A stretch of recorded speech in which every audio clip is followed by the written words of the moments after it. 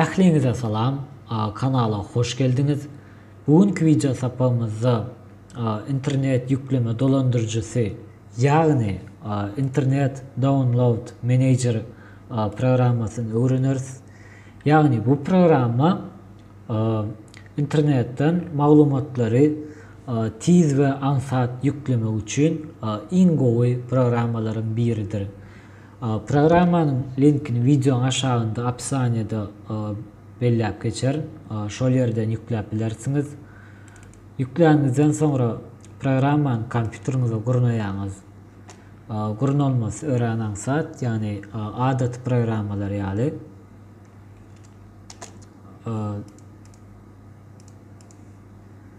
Dale diyez yani üstüne video basacağız. Men de hazır kurulun için admin edeceğiz. Sonra install Rus bassanız ve Rus dilini programma kurnayanız yani bassanız öz otomatikadaydı programmanın dilini Rus diline geçiriyor. Sonra programma desktop'unu çıkar.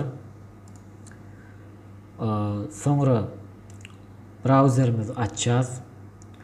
Browserimizi açanımızda yukarıda programma şekil çıkar. Eğer de çıkmasa şu 3 noktada geleceğiz. Yani Google Chrome browser'ın настройкасына geleceğiz. Ve şu yerden разрешение geleceğiz. Yani дополнительный инструмент'tan разрешение geleceğiz. Şu yerde internet download manager programı ikonu yani şekil şu yerde çıkar. Eğer de şu yerde çıkmasa şunu alak yapıp bolup biler. Yani bunu açıp bu yere çıkarıp bilersiniz.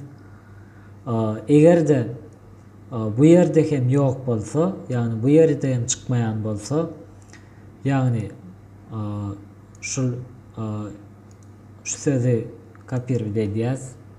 Yani kopyalayacağız ve taze sayfa açıp yazacağız yani gözleteceğiz ve şu yerden birinci çıkan sayt gireceğiz. Sonra şu şekilde pencere çıkar. Yani Chrome Web Store'a geleceğiz.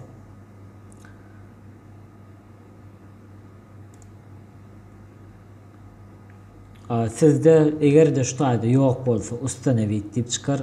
Ustanevi deydiğiniz men de hazır şu tayda bolan için udalit easy Chrome deyip çıktı. Ustanevi dediğinizden sonra bu yere geçer.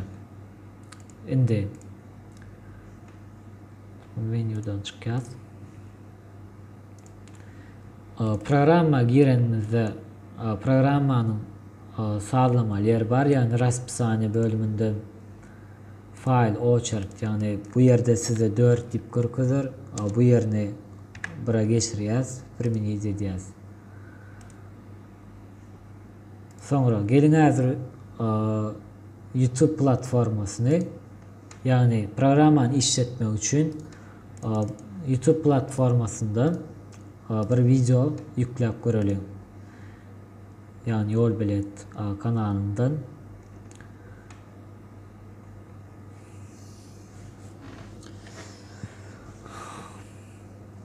Tak. Şimdi mesela şu birinci videonu açacağız. Videonu açanımızda her videonun yukarısına şuları alıp yani programma ikon çıkar. Yani скачать этот video yani üstüne basanımızda kayıtlıvalar çıkar. Yani 360 piksel 720 piksel HD yani 1080. Şu tayda 1080'den basacağız. Yani ve начать kaçada basacağız. Şöyle de şu videomuz yükleniyor. Ve hazırlıkça pauza edip koyacağız. Sivernut edeceğiz. Ve yeni bir video saylayacağız. Mesela yazgı kursları. Bu videonu donduracağız. Yani stop edeceğiz ve yine de şuları alıp yani özüňiz islen kaçtywaňyzy alyp bilersiňiz.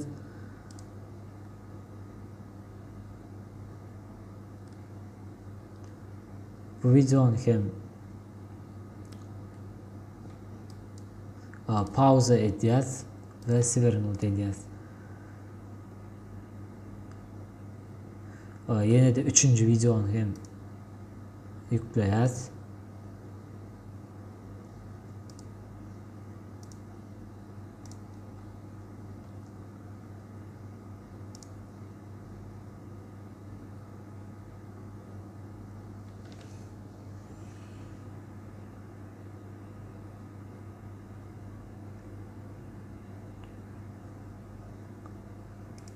Pauza edýäs. Indi browserden çykýas. Yani internet download manager programa girýäs. Programa girenimizde yankı sayılan 3 videomuz şuları ýalak. Bu videonu start'a basýas. Start'a basymyzda şuları ýalak ýüklenýär. Bu yerde yani takminan näçe wagt alınjakdygyny görkezýär. Meselem 15 minut, 12 minut. Yani internetimizin tezligine göre. Bu yerde skorosta internetimizin tezligini görkezýär. Yani sekundda näçe kilobit ýükläp biljekdigini görkezýär. Bu yerde bolsa prosentimiz görkezýär. Bunu stop edýäs. Ve şu yerde şeyler bilen şeyle video saylaýas. Meselem 10 video, 100 video saylaýas. Ve şu taýdan skачиваниýadan запустить очередь gelýäs ve запустить очередь основной очередь. Bunu basamyzda yani bu nämetde bu meselem очередь boýunça alýar. Meselem şu videolary häzir şu video diýenden soň ikinji geçe, ikinji diýenden soň üçüncü videonu alýar. Şey dip очередь boýunça alýar. Stop etjek bolsak, yani stop ise bu ýere gelýäs we basýas.